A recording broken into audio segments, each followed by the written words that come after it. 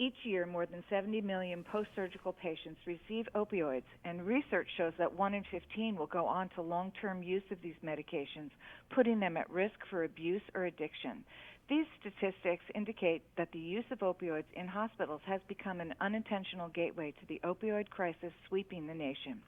While prescription opioids can be an important part of treatment, patients and caregivers should also be aware of alternatives that are available to effectively manage pain after surgery.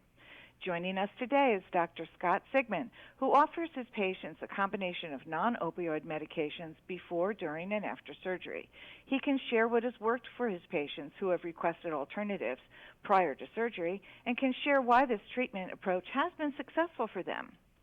Welcome, Dr. Sigman. Hello, thank you for the opportunity. Well, why has opioid use become such a growing problem in the United States? Well, as you can imagine, for example, surgery or injuries really are quite painful.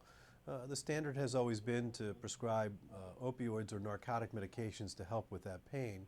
The problem is, as you correctly stated in your intro, about 1 out of 15 people that are exposed to opioids can go on to long-term use, which has really fueled this horrible opioid crisis that's across our country at this time. What other pain management options are available for people facing surgery? So there are excellent alternatives outside of opioids to help with your post-operative pain. So for example, if you go to the dentist will numb you up prior to his work with you. We can do the same type of thing during surgery. So there's a medication called Exparel that I use in my clinical practice routinely. This is a long-acting numbing medication that gets injected at the time of the surgery, and it can provide excellent pain relief for upwards of a couple of days after the surgery. So for example, if I do a knee replacement on you, our patients are typically up and walking the day of the surgery, stating that they're really having minimal pain. Well, how have patients responded to the use of non-opioid treatments for pain management? So the patients have been actually very pleased to have the option outside of opioids, as this crisis has really affected so many people. People are really becoming aware that this is an issue.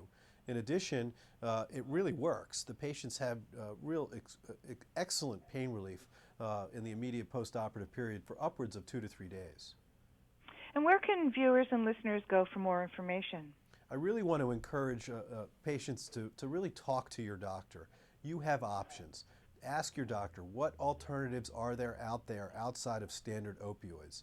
If you're not sure what questions to ask, there's an excellent website, patientdiscussionguide.com. Print out the questions, bring them with you to the doctor's office, ask the questions that are needed to try and help you to look for alternatives. Thank you, Dr. Sigman, for this valuable information. I greatly appreciate the opportunity.